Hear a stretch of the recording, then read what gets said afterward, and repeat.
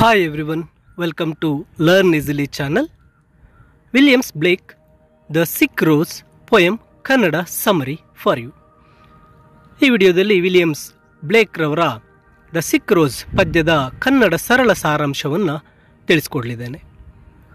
ಇಲ್ಲಿ ಮೊದಲಿಗೆ ಈ ಒಂದು ಸಣ್ಣ ಪದ್ಯವಾದರೂ ಬಹಳಷ್ಟು ಅರ್ಥವನ್ನು ನೀಡ್ತಕ್ಕಂತಹ ಒಂದು ಪದ್ಯವಾಗಿರುತ್ತೆ. Let us begin with the poem.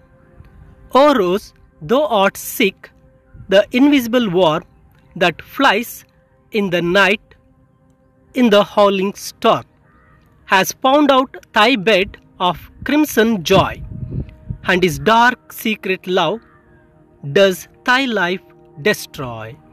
ಇಲ್ಲಿ ನಾವು ಈ ಪೊಯಮನ್ನು ನೋಡಿದಾಗ, ಹೋ rose, thou art sick, you art sick, the invisible worm that flies in the night in the howling storm has found out thai ಅಂದರೆ your bed of crimson joy, and his dark secret love does thy life bed, means your life destroy ಅಂತಕ್ಕಂಥದ್ದು. ಇಲ್ಲಿ ಇದರ ಒಂದು ಸಾರಾಂಶ ಕನ್ನಡದಲ್ಲಿ ನೋಡಿದಾಗ, ಈ ಒಂದು ಪೊಯಮನ್ನು ಕವಿ ವಿಲಿಯಮ್ಸ್ ಬ್ಲೇಕ್ ರವರು ರೋಸ್, ಒಂದು ಗುಲಾಬಿ ಹೂವಿಗೆ ಹೇಳ್ತಾ ಇದ್ದಾರೆ. ಈ ಒಂದು ಸಿಕ್ ರೋಸ್ ಅಂದಾಗ ಒಂದು ಸುಂದರವಾದಂತಹ ರೆಡ್ ರೋಸ್ ಇತ್ತು. ಒಂದು ಸ್ಟಾರ್ಮಿ ನೈಟ್, ಒಂದು ಚಂಡಮಾರುತದ ರಾತ್ರಿ, ಬಹಳ ಮಳೆ ಇದ್ದಂತಹ ರಾತ್ರಿ. ಆ ಸಮಯದಲ್ಲಿ ಒಂದು invisible worm goes flying and find the bed of the rose that sick dark purple or red in colour. ಒಂದು ಇನ್ವಿಸಿಬಲ್ ವಾರ್ಮ್ ಅಂದಾಗ ಒಂದು ಹುಳ ಏನಾಯಿತು, ಆ ರಾತ್ರಿಯಲ್ಲಿ ಹಾರಾಡ್ತಾ ಹೋಗಿ ಆ red or purple colour, dark purple colour ಇದ್ದಂತಹ ಆ ರೋಸನ್ನು ಸೇರಿಕೊಳ್ಳುತ್ತೆ. ಆ ಒಂದು ರೋಸ್ ಹೂವಿನ ಮೇಲೆ ಹೋಗಿ ಕೂತ್ಕೊಳ್ಳುತ್ತೆ. It gets attracted to the colour and its sweet taste of petals. ಆ ಒಂದು ಹುಳ, ಜೀರುಂಡೆ ಆಗ್ಬೋದು ಅಥವಾ ಒಂದು ಹುಳ ಏನಾಯಿತು, ಆ ರೋಸ್ ಹೂವಿನ ಮೇಲೆ ಕೂತ್ಕೊಂಡ ನಂತರ ಆ ಒಂದು ರೋಸ್ ಕಲರ್ಗೆ ತುಂಬ ಅಟ್ರಾಕ್ಟ್ ಆಗುತ್ತೆ. And its sweet taste of petals, ಅದರ ಒಂದು ಗುಲಾಬಿ ಹೂವಿನ ದಳಗಳು, ಆ ಒಂದು ಪೆಟಲ್ಸನ್ನು ತಿಂದು ಅದರ ಟೇಸ್ಟ್ಗೆ ಅದು ತುಂಬ ಅಟ್ರಾಕ್ಟ್ ಆಗಿಬಿಡುತ್ತೆ. It seems that the poem is about rose and warm. ಆದರೆ ಇಲ್ಲಿ ಈ ಪದ್ಯವನ್ನು ನೋಡಿದಾಗ ಇದೊಂದು ರೋಸ್, ಗುಲಾಬಿ ಹೂವು ಮತ್ತು ಒಂದು ಹುಳ, ಒಂದು ಜೀರುಂಡೆಗೆ ಅಥವಾ ಒಂದು ಹುಳಕ್ಕೆ ಸಂಬಂಧಿಸಿದ ಹಾಗೆ ಇದೆ.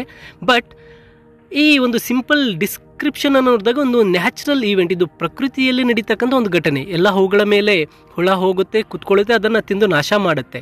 ಬಟ್ ಇದರ ಒಂದು ಇನ್ನರ್ ಮೀನಿಂಗ್ ತುಂಬ ಬೇರೆ ರೀತಿಯಲ್ಲಿದೆ.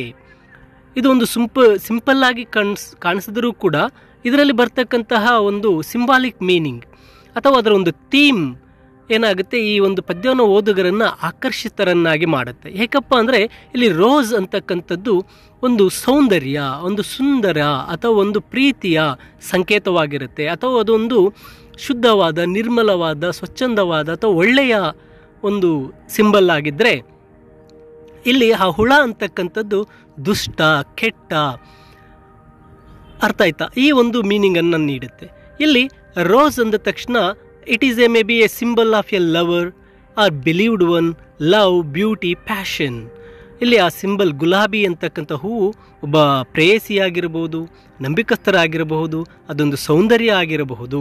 ಆದರೆ worm is stands for devil, an evil force, a parasite, an illness, misunderstanding, destructive intention. ನೋಡಿ, ಇಲ್ಲಿ ಆ ಹುಳ ಅಂತಕ್ಕಂಥದ್ದು ಏನಾಗಿದೆ, ಅದು ಒಂದು ಈವಿಲ್, ಕೆಟ್ಟದ್ದು, ದೆವ್ವ ಅಥವಾ ಒಂದು devil, evil force and a parasite, ಪರೋಪಜೀವಿ, ಆ್ಯಂಡ್ ಹಿಲ್ನೆಸ್, ಅದೊಂದು ಕಾಯಿಲೆ ಆಗಿರ್ಬೋದು, ಅಥವಾ ಮಿಸ್ಅಂಡರ್ಸ್ಟ್ಯಾಂಡಿಂಗ್, ಅದೊಂದು ಅಪನಂಬಿಕೆ, ಇಬ್ಬರ ಮಧ್ಯೆ ಏರ್ಪಡ್ತಕ್ಕಂಥ ಅಪನಂಬಿಕೆ ಆಗಿರ್ಬೋದು, ಆ್ಯಂಡ್ ಡೆಸ್ಟ್ರಕ್ಟಿವ್ ಇಂಟೆನ್ಷನ್, ನಾಶ ಮಾಡ್ತಕ್ಕಂಥ ಉದ್ದೇಶ ಆಗಿರಬಹುದು. ಇಲ್ಲಿ ಈ ಒಂದು ಪೊಯಮನ್ನು ನಾವು ಓದಿದಾಗ ನಮಗೆ ಇಲ್ಲಿ ಬಹಳಷ್ಟು ಅರ್ಥಗಳನ್ನು ಇದು ನೀಡುತ್ತೆ. All beautiful things come to an end if they get infected by desire.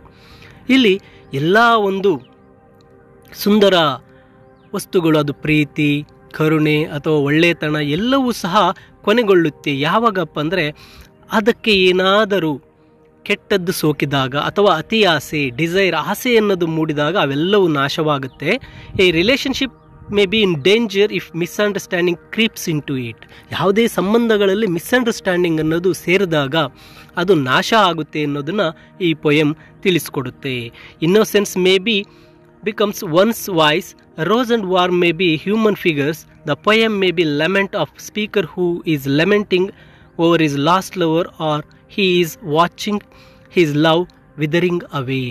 ಈ ಪದ್ಯದಿಂದ ನಮಗೆ ಏನು ಅರ್ಥ ಆಗುತ್ತೆ ಅಂದರೆ, ರೋಸ್ ಅಂತಕ್ಕಂಥದ್ದು, ಹುಳ ಅಂತಕ್ಕಂಥದ್ದು ಒಂದು ನ್ಯಾಚುರಲ್ ಒಂದು ಕ್ರೀಚರ್ಸ್, ಒಂದು ಇನ್ಸ್ಟಿಂಕ್ಟ್ ಆಗಿದ್ರೂ ಸಹ ಇಲ್ಲಿ ಅವು ಬೇರೆದೇ ಅರ್ಥವನ್ನು ನೀಡ್ತಾ ಹೋಗುತ್ತೆ. ರೋಸ್ ಅಂದಾಗ ಅದೊಂದು ಬ್ಯೂಟಿಫುಲ್ ವಸ್ತು ಆಗಿದ್ದರೆ, ಆ ಹುಳ ಅಂತಕ್ಕಂಥದ್ದು ಕೆಟ್ಟದ್ದು, ಆ ಹುಳವನ್ನು ನಾಶ ಮಾಡುತ್ತೆ. ಅಂದರೆ ನಮ್ಮಲ್ಲಿ ಸಹ ಒಳ್ಳೆತನವಿದ್ದಾಗ ಕೆಟ್ಟದ್ದು ಯಾವುದೋ ಒಂದು ಆಲೋಚನೆ, ಕೆಟ್ಟ ಒಂದು ಗೆಳೆಯರ ಒಂದು ಗೆಳೆತನವಾಗಿರಬಹುದು, ಕೆಟ್ಟ ವಸ್ತುಗಳ ಒಂದು ಚಟ ಆಗಿರಬಹುದು, ಆ ಒಳ್ಳೆತನವನ್ನು ನಾಶ ಮಾಡುತ್ತೆ ಅಂತಕ್ಕಂಥದ್ದನ್ನು ಇಲ್ಲಿ ನಾವು ತಿಳ್ಕೊಬಹುದಾಗಿರುತ್ತೆ.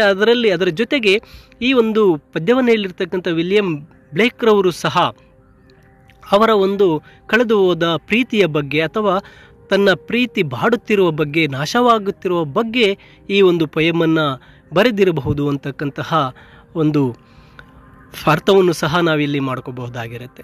ಸೊ ಇದು ಸಿಕ್ ರೋಸ್, ವೆರಿ ಸ್ಮಾಲೆಸ್ಟ್ ಪೊಯಮ್, ತುಂಬ ಸಣ್ಣದಾದಂತಹ ಪದ್ಯದ ಕನ್ನಡ ಸರಳ ಸಾರಾಂಶವಾಗಿರುತ್ತೆ. ಈ ಸಾರಾಂಶದ ಜೊತೆಗೆ ಈ ನೀವು ಸ್ಕ್ರೀನ್ ಮೇಲೆ ಕಾಣ್ತಾ ಇರತಕ್ಕಂತಹ ಸಮರಿಯ PDF ಅನ್ನು ಸಹ ಈ ವಿಡಿಯೋದ ಡಿಸ್ಕ್ರಿಪ್ಷನ್ನಲ್ಲಿ ಲಿಂಕನ್ನು ನೀಡಿರ್ತೇನೆ. ತಪ್ಪದೆ ಡೌನ್ಲೋಡ್ ಮಾಡಿಕೊಳ್ಳಿ ಹಾಗೂ ಓದಿ ಅರ್ಥ ಮಾಡಿಕೊಳ್ಳಿ ಅಂತ ತಿಳಿಸುತ್ತಾ ಎಲ್ಲರಿಗೂ ಧನ್ಯವಾದಗಳು.